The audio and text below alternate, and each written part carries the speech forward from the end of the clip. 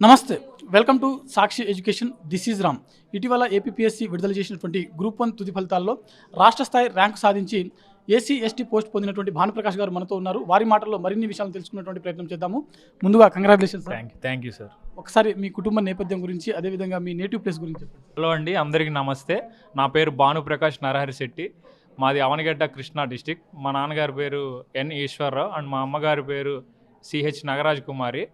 నేను 6th to 10th Jawahar Navodaya విద్యాలయ కృష్ణాలో చదివాను. And తర్వాత నా బీటెక్ వచ్చేసరికి విఐటి యూనివర్సిటీ చెన్నైలో చదివాను. అండ్ ఆఫ్టర్ దట్ 2022లో పాస్డ్ అవుట్ అయ్యాను.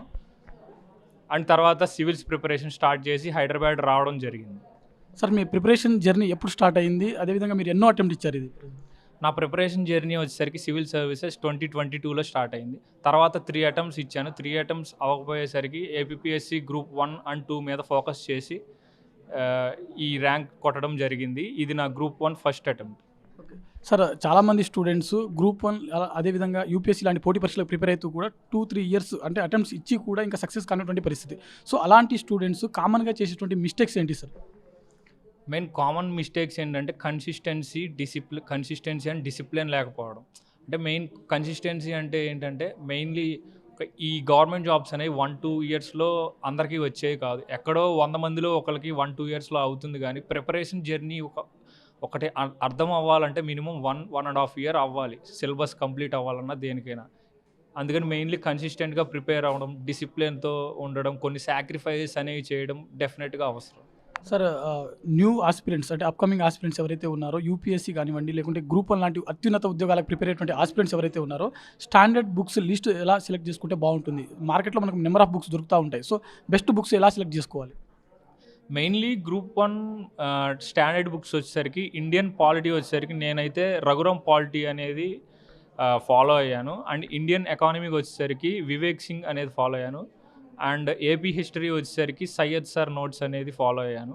అండ్ ఆర్సీ రెడ్డి మెటీరియల్ కూడా అన్నిటికీ ఫాలో అయ్యాను. ఇక్కడ నేను స్ట్రాటజిక్ రివిజన్ అనేది తీసుకుని ఆ నోట్ మేకింగ్ చేసుకుని ఓన్ నోట్స్ అది ఫాలో అయ్యాను. సార్, ఎన్సీఆర్టీ బుక్స్ కానివ్వండి, లేకుంటే స్టేట్ అకాడమిక్ సంబంధించిన బుక్స్ కానివ్వండి, అవి ఏ విధంగా చదివితే బాగా యూజ్ అవుతుంది సార్? యా, డెఫినెట్గా ఎన్సీఆర్టీ బుక్స్ అనేవి మనకు ఒక బేస్ అనేది ఫామ్ అవుతుంది, ఒక క్లారిటీ వస్తుంది. అసలు ఈ సబ్జెక్ట్స్ ఏంటి అనేది అర్థమవుతుంది. 6th to 10th నేను సిబిఎస్ఈలో చదివాను కాబట్టి ఇక్కడికి వచ్చిన తర్వాత కూడా నేను ఒకసారి చదవడం వల్ల నాకు ఈజీ అయిపోయింది ఎన్సీఆర్టీ బుక్స్. సార్, పీవైక్యూస్ పాత్ర ఏ విధంగా ఉంటుంది ప్రిపరేషన్లో? అది ప్రిలిమినరీ ఎగ్జామ్ సంబంధించినవి కావచ్చు, లేకపోతే మెయిన్స్ సంబంధించిన ప్రీవియస్ ఇయర్ క్వశ్చన్స్ కావచ్చు. సో అవి ఏ విధంగా యూజ్ అవుతుంది సార్? యాస్పిరెంట్స్ మెయిన్లీ నెగ్లెక్ట్ చేసే విషయం వచ్చేసరికి పీవైక్యూస్, ప్రీవియస్ ఇయర్ క్వశ్చన్స్. అసలు ఎగ్జామినర్ ఏ బేస్ చేసుకుని క్వశ్చన్స్ ఇస్తాడనేది మనకి ముందే తెలిసి ఉండాలి. ఎగ్జామినర్ ఎప్పుడు కూడా పీవైక్యూస్ అండ్ సిలబస్ పక్కన పెట్టుకుని మాత్రమే ఇస్తాడు. ఇప్పుడు ప్రిలిమ్స్లో వచ్చేసరికి పీవైక్యూస్ డెఫినెట్గా యూజ్ అవుతాయి. ఆ థీమ్స్ వచ్చేసరికి ఆ థీమ్స్ నోట్ చేసుకుని ఆ థీమ్స్ ఒకవేళ మనకి రాకపోతే మళ్ళీ అగైన్ వేరే క్వశ్చన్స్ చేయడం అలా చేస్తూ ఉండాలి. మెయిన్స్లో వచ్చేసరికి ప్రతి పేపర్లో మినిమం 15 క్వశ్చన్స్ ఉంటాయి. ఆ 15లో మినిమం 10 to 12 థీమ్స్ అనేవి ఎవ్రీ ఇయర్ రిపీట్ అవుతూనే ఉంటాయి. కాబట్టి పీవైక్యూస్ అనేవి చాలా ఇంపార్టెంట్. సార్, జనరల్గా ఆస్పిరెంట్స్ అంటే స్టూడెంట్స్ చాలామంది అనేటువంటి ఒక క్వశ్చన్ ఏంటంటే $1 million క్వశ్చన్ సార్. అది ఎన్ని అవర్స్ పర్ డేకి ప్రిపేర్ అవ్వాలి? సో మీరేమంటారు sir? It depends on person. కొంతమందికి 5 hours చదివితే చాలు, కొంతమందికి 10 hours చదివినా చాలదు. నేనైతే దాదాపు ఒక 10+ hours చదువుతూ ఉండేవాడిని. కాకపోతే మధ్యలో ఒక 45 minutesకి ఒక బ్రేక్ తీసుకోవడం చాలా బెటర్. సార్, మీరు ఇటు సైడ్ అంటే గవర్నమెంట్ ఉద్యోగాలకు బ్యూరోక్రాట్ సంబంధించిన ఈ ఫీల్డ్కి రావడానికి మెయిన్ ఇన్స్పిరేషన్ ఎవరు సార్ మీకు? నా మెయిన్ ఇన్స్పిరేషన్ వచ్చేసరికి నేను 6th to 10th central government CBSE Jawahar Navodaya విద్యాలయాల్లో చదివాను కాబట్టి నాకు సొసైటీ మీద ఎక్కువ, నేను ఏదో ఒకటి సొసైటీకి చేయాలి, గివ్ బ్యాక్ సొసైటీ అనేది డెఫినెట్గా నాకు ఉండేది. ఎందుకంటే నేను గవర్నమెంట్ ఇన్స్టిట్యూషన్లో చదివాను, నా సొసైటీకి ఏదో ఒకటి ఇవ్వాలని ఉండేది. అందుకనే నేను మెయిన్ ఈ గవర్నమెంట్ సర్వీసెస్ చూస్ చేసుకున్నాను. సార్, ప్రిపరేషన్లో కామన్గా స్టూడెంట్స్ నోటిఫికేషన్ వచ్చే టైం కానివ్వండి, లేకపోతే ప్రిలిమినరీ ఎగ్జామ్ కంప్లీట్ అయిపోయిన తర్వాత కానివ్వండి, సో ఈ మెయిన్స్ అనేది ఆన్సర్ రైటింగ్ ప్రాక్టీస్ చేయడం అనేది ఎప్పుడు మొదలు పెడితే సక్సెస్ అవ్వడానికి ఈజీగా ఉంటుందన్నమాట? మెయిన్స్ టెస్ట్ సిరీస్ వచ్చేసరికి ఎప్పుడు కూడా నోటిఫికేషన్ ముందే స్టార్ట్ చేస్తే బెటర్. ఎందుకంటే నోటిఫికేషన్ ఒకసారి వచ్చిన తర్వాత ప్రిలిమ్స్ అయిన వెంటనే ఒక 3 monthsలో మెయిన్స్ పెట్టేస్తారు. ఆ 3 monthsలో మనం షైన్ అయ్యి కరెక్షన్స్ చేసుకోవడం చాలా కొంచెం టఫ్ అవుతుంది. కొంతమందికి అవుతుంది, మెజారిటీ ఆఫ్ ది ఆస్పిరెంట్స్ కావదు. అందుకని ముందు నుంచే మనం మెయిన్లీ టెస్ట్ సిరీస్ రాయడం, నోటిఫికేషన్ ముందే మనం ఒక బేస్ క్రియేట్ చేసుకుని ఒక ఫౌండేషన్ అంతా కరెక్ట్ చేసుకుంటే చాలా బెటర్ ర్యాంక్ వచ్చే అవకాశం ఉంటుంది. సార్ అప్కమింగ్ ఆస్పిరెంట్స్ ఇటు యూపీఎస్సీ కానివ్వండి, లేకుంటే టీజీపీఎస్సీ కానివ్వండి, లేకపోతే ఏపీపీఎస్సీ కానివ్వండి, సో ఈ ఆస్పిరెంట్స్ ఎవరైతే ఉన్నారో వీరికి ఒక ర్యాంకర్గా మీరు ఇచ్చేటువంటి సలహాలు కానీ సూచనలు కానీ?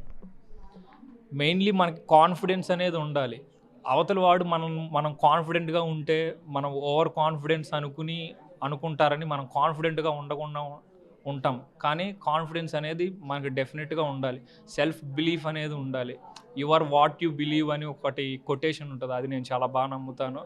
మీ మీద మీకు నమ్మకం పెట్టుకోండి. మీరు డెఫినెట్గా కన్సిస్టెంట్గా డిసిప్లిన్గా మీరు ఫోకస్ చేసి ఎటువంటి యావిగేషన్స్ పోకుండా చదివితే మీకు బెటర్ రిజల్ట్ ఎప్పటికైనా వస్తుంది.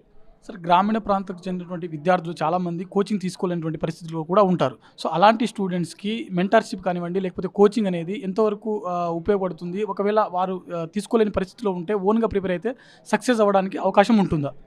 డెఫినెట్గా ఉంటుంది. చాలామంది కోచింగ్ తీసుకోకుండా కూడా ర్యాంకర్స్ అయిన వాళ్ళు గ్రామీణ ప్రాంతాల నుంచి చాలామంది ఉన్నారు. మెయిన్లీ ఈ ఎన్సీఆర్టీస్ కానీ ఈ స్టాండర్డ్ బుక్స్ చదువుతానే యూట్యూబ్ని డెఫినెట్గా చాలా బాగా యూజ్ చేసుకుని చదవచ్చు.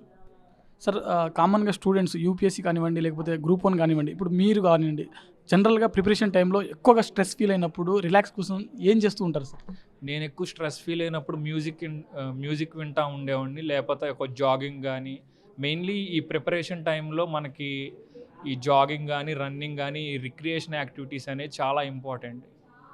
సార్ రిజల్ట్ వచ్చిన రోజు మీరు ఏ విధంగా ఫీల్ అయ్యారు? అదేవిధంగా మీ కుటుంబ సభ్యులు ఏ విధంగా ఫీల్ అయ్యారు? ఒక్కసారి అది. రిజల్ట్ వచ్చిన రోజు మా పేరెంట్స్ ఇంటికి రా రిజల్ట్ వస్తే వచ్చింది లేకపోతే లేదు, నువ్వు మా పక్కన ఉండు అన్నారు. లేదు, నేను డెఫినెట్గా ఈ రిజల్ట్ వచ్చిన తర్వాతే నేను ఇంట్లో అడుగు పెడతానని నేను ఇక్కడే హైదరాబాద్లోనే ఉన్నాను. ఆ రిజల్ట్ వచ్చిన రోజు మెయిన్లీ ఫస్ట్ డీసీలో నా నెంబర్ చూసుకున్నాను, లేదు నెక్స్ట్ ఏసీఎస్టీ ఉంది. ఫస్ట్ నా ఐసైట్ మెయిన్లీ ఇక నా నెంబర్కి వెళ్ళంగానే ఓకే సాధించాం అని అనిపించింది. చాలా హ్యాపీ ఫీల్ అయ్యాను. Thank you sir, once again congratulations. Thank you Sakshi TV.